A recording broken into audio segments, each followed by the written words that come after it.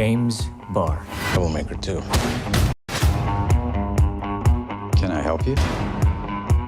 You say he shot 5 people. I don't believe he did. Well, what exactly are you saying? He was framed. So what does an army cop do mostly? What you do? With one minor difference. Every suspect was a trained killer. What do we hope to find? The truth. The soldier is asking questions no one else would ask. Get the lawyer. Helen? No.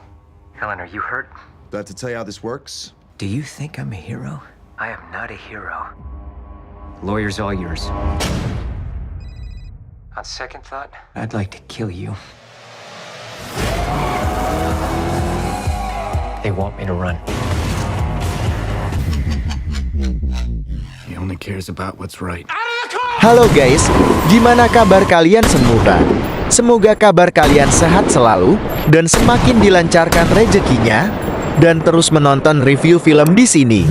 Dalam kesempatan ini, kita ingin membahas film tentang seorang sniper, penyelidik bernama Jack Reacher dan pengacara cantik bernama Helen. Cerita film ini berjudul Jack Reacher dirilis pada tahun 2012. So tidak usah berlama-lama lagi. Check it out guys. Film ini di awal ia memperlihatkan seorang sniper yang tak dikenal namanya melakukan sebuah aksi penembakan terhadap 5 orang di pagi hari di sebuah taman. Terlihat ia sangat lihai dan sudah merencanakan aksinya dengan sangat matang.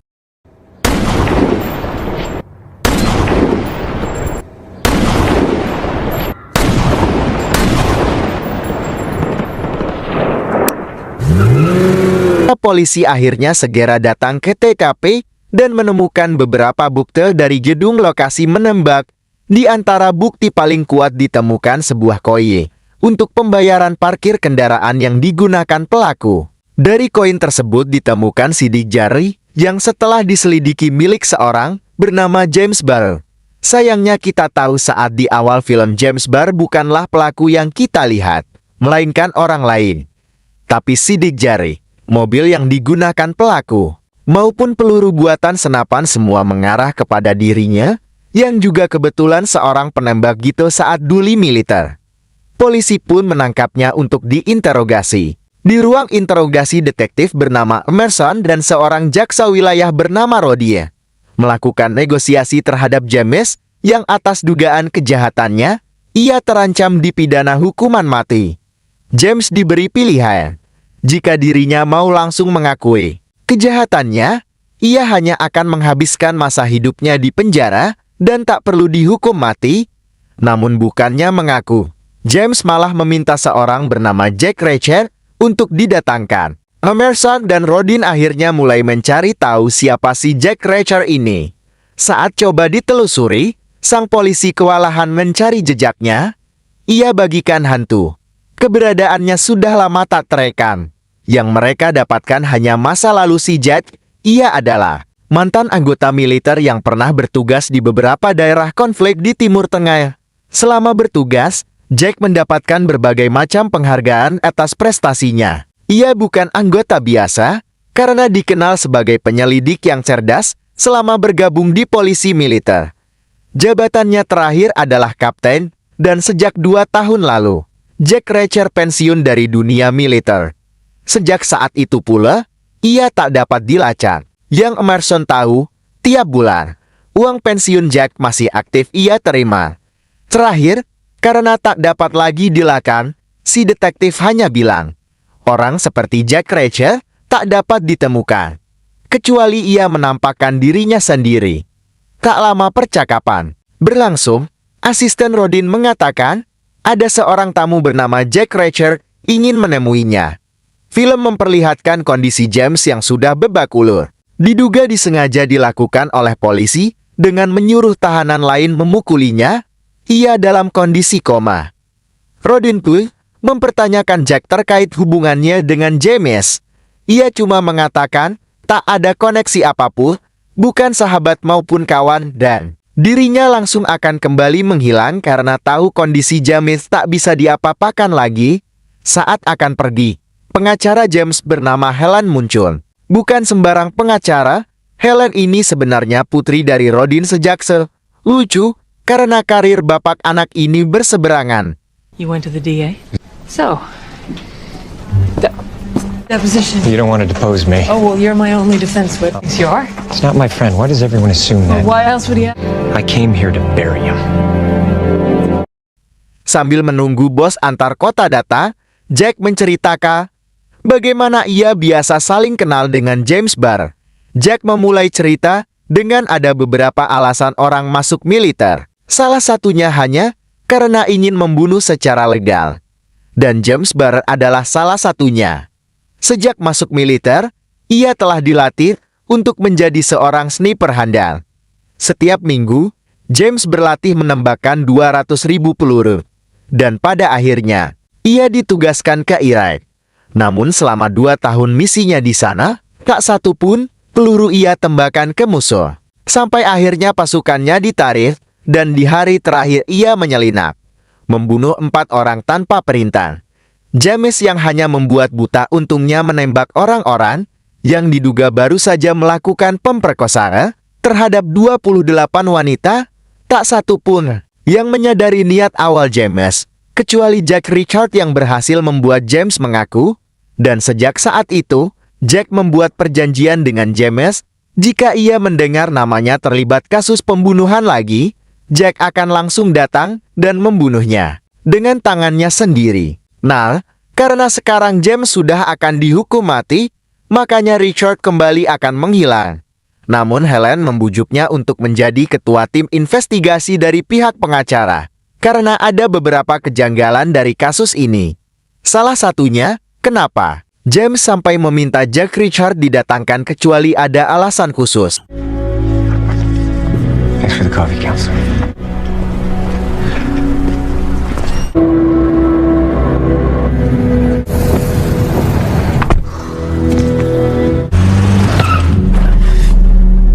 Cold-blooded killer. A man I know to be guilty on one condition. Look at the victims. Objectively. Keesokan harinya, Jack mendatangi TKP dan mulai menyelidiki detail kejadian. Ia membayangkan setiap detail, bagaimana jika James melakukan seluruh kejahatannya. Saat melakukan investigasi, terlihat seseorang membutuhkan Jack, sedangkan Helen fokus memeriksa seluruh latar belakang para korban untuk menemukan motif pembunuhan. Selain itu, James juga mencari alasan khusus bagaimana James terakhir, Jack, menemui Omersa untuk melihat barang bukti. Di sana keduanya sempat bercakap. Sebagai investigator, Jack terlihat tak pernah mencatat detail-detail penyelidikannya karena sebenarnya ia memiliki ingatan yang sangat tajam. Emerson yang penasaran menanyakan hal tersebut. Me too. You never took any notes. Oh, I don't need to. What's the serial number on the rifle? What's the date on the quarter? 1968. Sebut. Jack mencari ketenangan sejenak sembari memikirkan seluruh hasil investigasinya. Namun tak lama kemudian, seorang gadis bernama Sandy mendatangi dan secara tidak langsung mengajak Jack sekika papat. Jack menolak dengan hal yang membuat gadis ini marah. I am not a hooker. Beberapa laki-laki tiba-tiba muncul dan membela Sandy dan mengajak Jack keluar untuk berkelahi. Pay your check first. I'll pay later. You won't be able to. You still think you're funny now, creep? Shut your mouth, Sandy.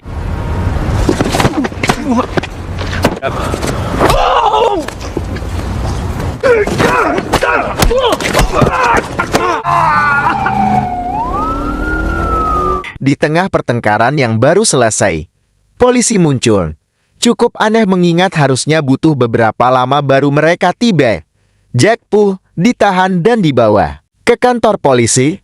Saat di sana, tak lama kemudian Helen datang untuk membahaskan. You want to charge me? Very much. No one's pressing. Sadly, no. Am I free to go? Jack memberitahu Helen orang-orang di bar tadi adalah orang suruhan, dan sebenarnya Jack juga sudah tahu dari tadi ada orang yang mengikutinya. Cuman Helen masih kurang yakin dengan perkataan Jackie. Saat kembali ke Motown, Helen berbagi hasil investigasi terkait para korban, di mana dimulai dari korban pertama, seorang ibu anak 2 bernama Nancy Holt yang pagi itu ke toko jam untuk membelikan suaminya kado pernikahan yang beberapa hari lagi tiba. Korban kedua, Crisis Ferrier, seorang gadis kuliah yang habis mengantar anak tetangganya untuk membeli baju persiapan hari acara ulang tahunnya. Korban ketiga seorang single parent bernama Rita Coronado, sehabis mengantar anaknya ke sekolah sehingga untuk membeli tiket pertandingan bisbol di dekat taman. Korban keempat, Pauline Archer.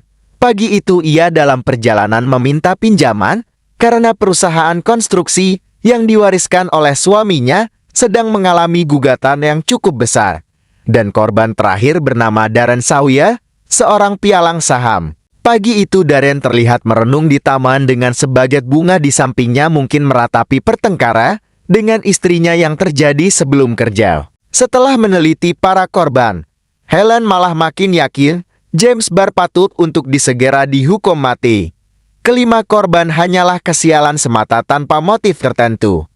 Namun Jack mencoba bersifat objektif melihat para korban dan percaya akan ada motif. Di belakangnya, dia meminta untuk Helen memeriksa transaksi kredit card James Barr, menemukan segala tempat yang biasa ia singgahi. Need some sleep. You too. I think I'm gonna. Be back to pick me up at 7. Di lain sisi, film mulai memperkenalkan sniper yang kita lihat di awal film. Ia bernama Charlie dan orang yang tadi membuntu di Jack adalah salah satu anggotanya. Keduanya bertemu untuk memberikan upah pekerjaan kemarin. Ia juga menyampaikan soal Jack Richard. Dan ternyata 5 orang di ban adalah utusannya. Charlie terlihat tak senang karena pekerjaan anggotanya ini meninggalkan banyak jejak yang beresiko bagi organisasi. Dari balik bayangan muncul sang pemimpin. Patak dari segala kejahatan, kakek tua bernama Jace. Ia memberitahu jika masih ingin di organisasi sebaiknya anggotanya ini membuktikan dirinya layak. Dengan cara menggigit sendiri jempolnya ia putus. Pretend. No. Come on, you got. I can't. Keesokan harinya di mobil, Helen memperlihatkan segala transaksi dari kartu kredit James Barr, yang tak ditemukan transaksi apapun, kecuali untuk belanja bulanan dan isi bensin. Jack yang super teliti melihat James selalu mengisi bensin di hari Sabtu, lalu minggunya ia kembali membeli bahan bakar. Menunjukkan James berpergian jauh setiap weekend. Ia kemudian meminta Helen mencari arena lapangan tembak dengan jarak tertentu di sekitar kota. Jack kemudian menemui Sandy yang tidak tahu tempat kerjaannya. Karena waktu di bar, Sandy sempat bilang di mana ia bekerja. Ia sangat ketakutan dan mengakui kejadian malam itu hanya disuruh oleh Jeb, sang ketua geng. Jack kemudian meminta alamat Jeb dan mengambil kunci mobil miliknya, yang menurut Sandy sudah beberapa hari menghilang tak ada kabar. Terakhir demi keselamatan Sandy, Jack menyuruhnya untuk keluar kota selama beberapa hari ke depan. Really? I'm just a guy who wants to be left alone. Get out of town for a couple of... Get out of town, Sandy. Sesampainya di lokasi, Jack mendapati ibu Jeb Teller di depan pintu. Di dalam, ia tak menemukan orang lain, dan setelah meneliti secara detail, terdapat kejanggalan yang membuat Jack yakin Jeb menghilang bukan keluar kota, melainkan telah dibunuh. Dari belakang tanpa disadari 2 orang bertubuh besar langsung memukul belakang kepalanya. Sempat membuat Jack hilang keseimbangan. 2 algojo ini kemudian berebut untuk segera menghabisi Jack di tengah kamar mandi yang cukup sempit. Okay.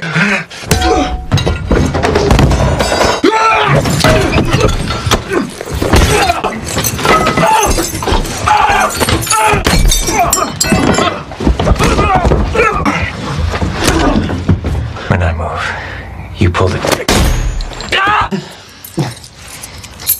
Am I stealing your car? Malam di kantor Helen, Jack menyampaikan selama ini James Barr bukan terlahir sebagai penembak G2, melainkan ia dilatih untuk mencapai titik yang lumayan lihai. Namun untuk menembak dari gedung tempat kejadian itu cukup mustahil bagi kemampuan menembak James. Pertama, matahari mengenai mata penembak dan target bergerak ke kiri dan ke kanan. Jika itu James Barr, harusnya ia menembak dari jembatan di mana posisi matahari berada di belakangnya. Belum lagi bukti-bukti di lapangan seakan-akan sengaja diletakkan, terutama koin dengan sidik jarinya. Mendengar itu, Helen menganggap itu semua hanya teori dan kebetulan semata. Jack kemudian memberitahu sebuah mobil mengikutinya sejak tadi, dan ia meminta Helen melakukan pengecekan terhadap plat mobil tersebut. Sembari menunggu hasil pengecekan, Helen menanyakan motif pembunuhan 5 korban yang ia anggap cuma kebetulan. Jack kemudian menulis sesuatu di atas kertas dan meminta Helen menyimpannya. Tak lama kemudian telepon berdering dan betapa kagetnya saat mobil yang mengikuti Jack ternyata milik sebuah perusahaan konstruksi yang sedang berperkara dengan salah satu korban yang ia anggap cuma kebetulan. Random people. 4 random people to hide one specific target.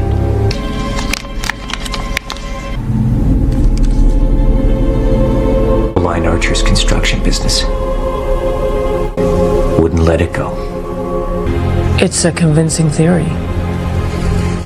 James Barr dikenal sebagai orang yang pendiam, tak mungkin diketahui masa lalunya, kecuali ia memiliki seorang teman yang ia percaya.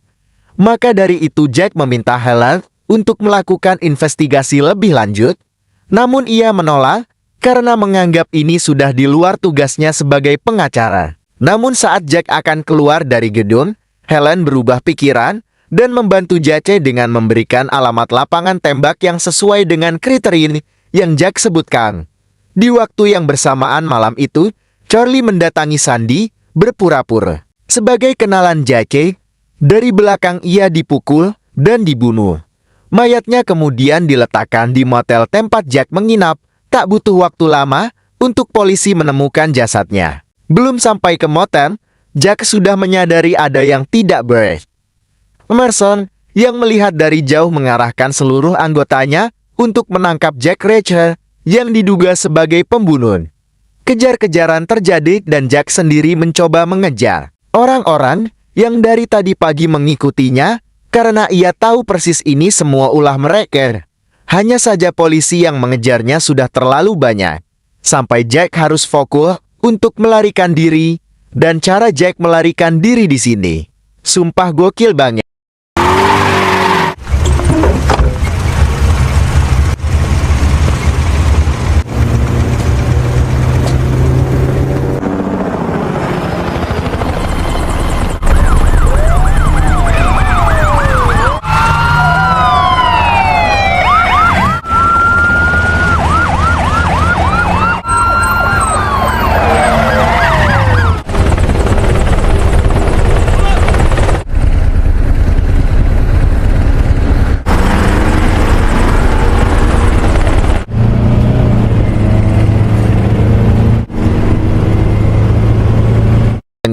Emerson dan Rodin kemudian mendatangi Helen, mengira ia menyembunyikan Jack. Di tengah perdebatan, telepon berdiri yang ternyata dari orang yang sedang dibicarakan. Pertama, Jack meminta maaf karena sudah mencuri mobil Helen. Kedua, menurutnya sejak hari pertama ia tiba, ia telah dibunuh Tuti. Sedangkan, hanya 3 orang yang mengetahuinya, Emerson, Rodin, dan Helen. Jadi, antara Emerson dan ayah Helen yang ikut terlibat di balik semua kejadian ini, Jack cuma memperingatkannya untuk berhati-hati. Keesokan harinya, ia menempuh perjalanan jauh untuk mendatangi lapangan tembak yang biasa ditanggi James Barr. Di sana, sampah milik bernama Martin Cash ketika ditanyain soal James, mengatakan tak pernah mendengar namanya. Namun, Jack dengan keahlian yang mengancam, jika tak diberikan informasi, maka usaha lapangan tembak Martin akan ditutup karena sebenarnya melanggar beberapa standar peraturan pemerintah. You put 3 in the center, maybe we'll talk.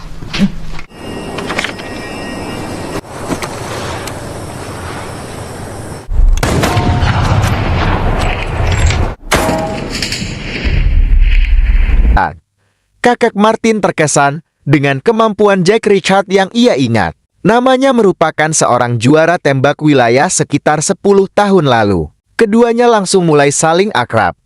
Martin juga akhirnya mengakui bahwa selama ini James Barrel rajin datang ke tempatnya. Ia merupakan penembak sipul terbaik yang Martin kenal.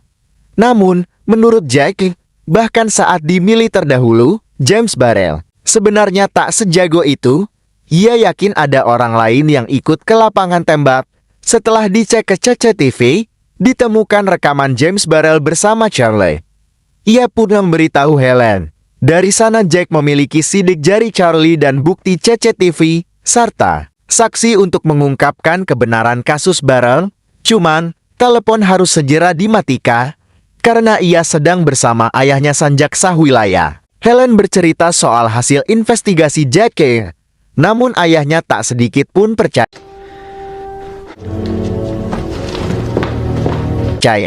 Saat di lift menuju keluar gedung, Emerson tiba-tiba muncul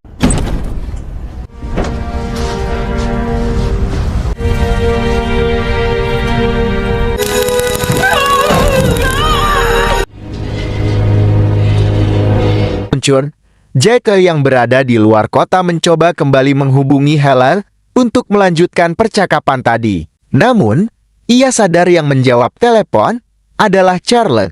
Jack diancam harus datang kurang dari sejam atau Helen akan dibunuh. Bukannya terancam, Jack malah mengancam balik, memberitahu Charlie apa yang ia temukan di lapangan. But I'd like to kill you. Let's say winner take all. Bitch, if you're not here in one... I am not a hero. I'm a drifter with nothing to lose. Death and drink your blood from a boot. You're gonna give me the and I'll be along when I am damn good and ready. Tembak. Aku bukan seorang hero. Aku seorang drifter yang tidak memiliki apa-apa untuk kalahkan dan minum darahmu dari sebuah bot. Kau akan memberiku alasan dan aku akan bersama kau saat aku siap. Rengah malam, Jack memantau dari jauh lokasi proyek tempat. Helen disegap. Melihat banyaknya musuh yang berjaga, Jack meminta bantuan si kakek Martin. Paling nggak dia bakal bawain senjata gitu. Malah cuma dikasih pisau dong. Terus si kakek Martin juga ngasih tahu buat Jack jadi umpan hidup. Nanti kalau musuh nembak, baru si kakek cover dari jauh menggunakan mobil Helen. Jack menyetir mundur, memancing hujan peluru untuk mendarat padanya. Sayangnya sebuah batu membuat mobil tersandung. Kakek Martin mulai menembaki para musuh cuma karena jaraknya yang jauh dan jumlahnya tidak sedikit cukup membuatnya kewalahan. Jack pun mencoba mempersebut jarak dengan lari di antar bebatuan. Saat lari tak sengaja pisau yang ia bawa malah terjatuh. Tak ada pilihan lain kecuali menggunakan alat di sekitar.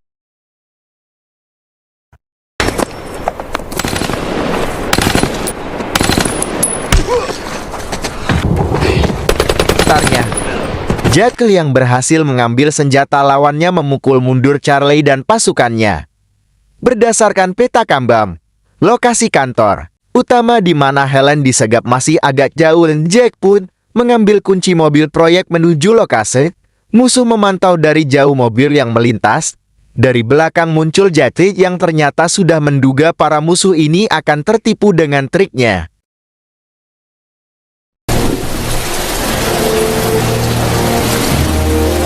Di bawah derasnya hujan, kedua petarung ini saling mengadu skill bela diri mereka. Jack sengaja tak menembak Charlie dari awal, karena ingin ia mati tersiksa sebagai balasan atas kebiadabannya selama ini.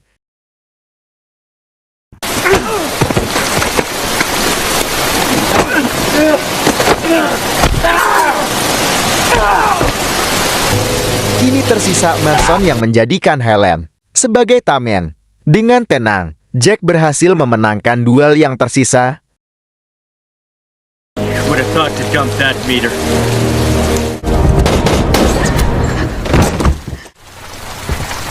Jack otak di balik seluruh kejahatan sebenarnya berada di belakang Haley. Namun ia tak memberikan perlawanan sama sekali. Makanya awalnya Jack memberikan si kakak ini hidup dan menyuruh Helen segera memanggil polisi.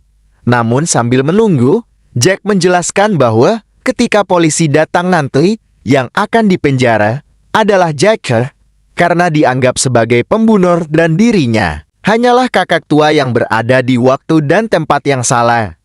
Ia juga memiliki koneksi dengan berbagai aparat hukum lainnya, membuatnya tak mungkin ditangkap. Senyum Jacker ketika berubah karena Jack langsung melepas peluru menghabisi nyawanya. Ingat, Jack Richard bukanlah superhero, makanya ia tak ragu untuk membunuh orang seperti Jack. Di akhir subuh, Jack dan Helen akhirnya berpisah. Ia yakin tiap pengacara sudah aman dan bukti yang ia miliki saat ini sudah cukup untuk mengungkap kebenaran atas kasus James Barr. Let's go. Waktu berlalu dan beberapa waktu kemudian, James berhasil sadar dari koma. Helen mewawancarainya terkait kasus yang James Barr diduga lakukan. Sayangnya, James sendiri ternyata mengalami amnesia akibat cedera parah. Pada asarnya James sudah bertaubat. Makanya jika ada bukti-bukti cukup, ia bersedia mengakui perbuatannya. Walaupun tak mengingat sedikit pun pembunuhan itu. Dari foto-foto di lokasi yang dibawa Helen, ia mengatakan seandainya itu dirinya, ia akan menembak dari jembatan karena posisi matahari di belakang pandangan matanya. Lalu menembak dari dalam van sehingga peluru bekas tembakan tak meninggalkan jejak. Percis seperti yang Jack Richard bayangkan. That sound about right. Terakhir, ia mengatakan sangat takut akan kasusnya karena seseorang akan datang membunuh James walaupun Helen berhasil membebaskannya. Seseorang yang tak peduli hukum karena dialah sang hukum. Pria bernama Jack Richard. He only cares about what's right. He knows where I am. Dan dengan begitu, film pun tamat. Terima kasih telah menonton. Sampai jumpa di film selanjutnya. Jangan lupa komen, like, dan subscribe.